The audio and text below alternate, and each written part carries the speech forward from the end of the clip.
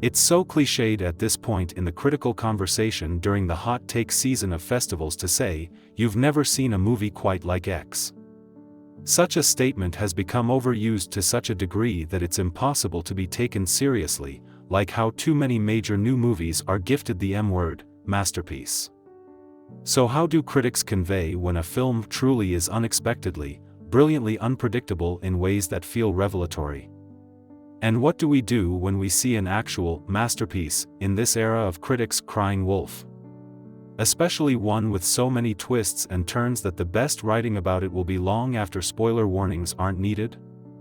I'll do my best because Bong Joon-ho's Parasite is unquestionably one of the best films of the year. Just trust me on this one. Bong has made several films about class, including Snowpiercer and Okja, but Parasite may be his most daring examination of the structural inequity that has come to define the world. It is a tonal juggling act that first feels like a satire, a comedy of manners that bounces a group of lovable con artists off a very wealthy family of awkward eccentrics. And then Bong takes a hard right turn that asks us what we're watching and sends us hurtling to bloodshed. Can the poor really just step into the world of the rich? The second half of Parasite is one of the most daring things I've seen in years narratively. The film constantly threatens to come apart, to take one convoluted turn too many in ways that sink the project, but Bong holds it all together, and the result is breathtaking. Kim Ki-woo, Choi Woo-sik, and his family live on the edge of poverty. They fold pizza boxes for a delivery company to make some cash, steal Wi-Fi from the coffee shop nearby, and leave the windows open when the neighborhood is being fumigated to deal with their own infestation. Kim Ki-woo's life changes when a friend offers to recommend him as an English tutor for a girl he's been working with, as the friend has to go out of the country for a while. The friend is in love with the young girl and doesn't want another tutor slavering over her. Why he trusts Kim Ki-woo given what we know and learn about him is a valid question. The young man changes his name to Kevin and begins tutoring Park Da-hae, Young Ziso, who immediately falls for him, of course. Kevin has a much deeper plan. He's going to get his whole family into this house. He quickly convinces the mother Yun-kyo, the excellent Jo Yeo-jeong, that the son of the house needs an art tutor, which allows Kevin's sister, Jessica, Park So-dam, to enter the picture.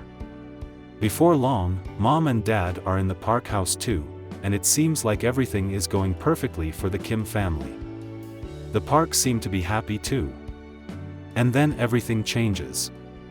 The script for Parasite will get a ton of attention as it's one of those clever twisting and turning tales for which the screenwriter gets the most credit, Bong and Han Jin-won, in this case, but this is very much an exercise in visual language that reaffirms Bong as a master.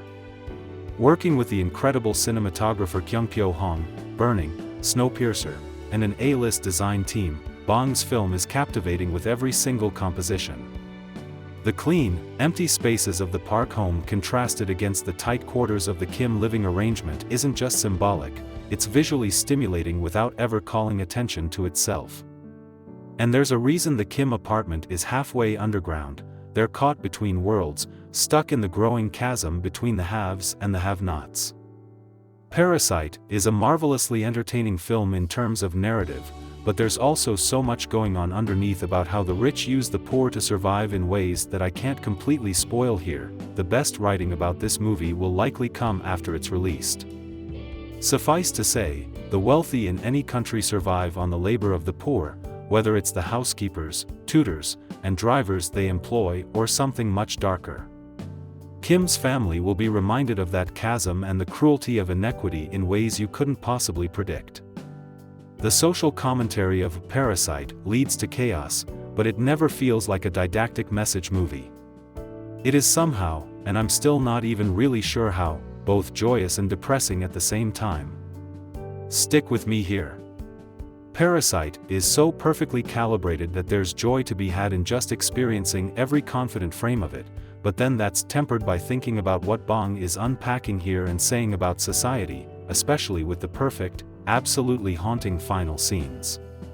It's a conversation starter in ways we only get a few times a year, and further reminder that Bong Joon-ho is one of the best filmmakers working today.